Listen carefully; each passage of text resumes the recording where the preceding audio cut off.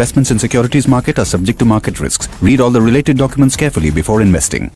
নমস্কার, আমি বৃন্দাবন সরকার এবং আপনারা দেখছেন অটল ট্রেড এফোর্ট। আজকে আমরা এই ভিডিওর মাধ্যমে একটি গুরুত্বপূর্ণ বিষয় নিয়ে আলোচনা করব। স্টক মার্কেটে দীর্ঘদিন ধরে কাজ করছেন, কিন্তু এই ছোট ছোট বিষয়গুলো অনেকে জানেন না এবং খেয়ালও রাখেন না।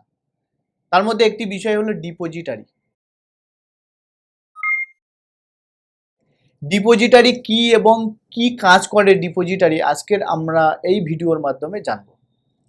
ডিপোজিটারি কথাটা এসছে হলো ডিপোজিট থেকে। ডিপোজিট কথার বাংলা অর্থ হলো জমা করা, এবং ডিপোজিটারি কথার যদি অর্থ আপনি দেখেন তাহলে জমা করার স্থান অথবা যেখানে জমা করা হয়। আপনি যখন কোনো কোম্পানি শেয়ার কিনছেন, সেই শেয়ারটি ইলেকট্রনিক মুডে ডিপোজিটারির কাছে জমা হয়ে যায়। ভারতবর্ষে মূলত দুটো ডিপোজিটারি আছে। এই দুটো ডিপোজিটারি কোম্পানির নাম হলো এক NSDL অর্থাৎ ন্যাশনাল সিকিউরিটিজ ডিপোজিটারি লিমিটেড, যেটি 1996 সালে প্রতিষ্ঠিত, এবং আরেকটি হলো CDSL central depository service limited. CDSL 1999 সালে সেবি দ্বারা প্রতিষ্ঠিত হয়। আপনি যে ডিম্যাট অ্যাকাউন্ট খুলছেন, সেই ডিম্যাট অ্যাকাউন্ট এই দুটো ডিপোজিটারির মধ্যে যে কোনো একটি, হয় NSDL নইলে CDSL এর কাছেই কিন্তু খুলতে হবে।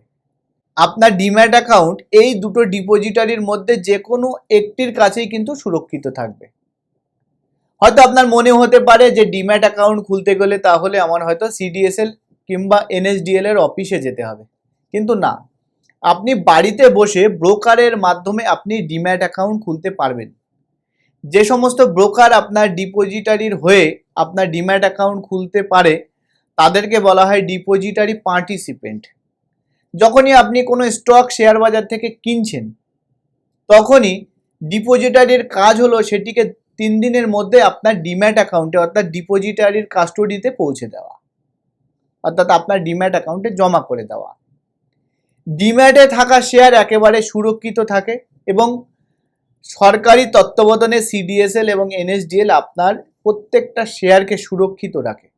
আপনার অনুমতি ছাড়া আপনার শেয়ার কেউ বিক্রি করতে পারবে না।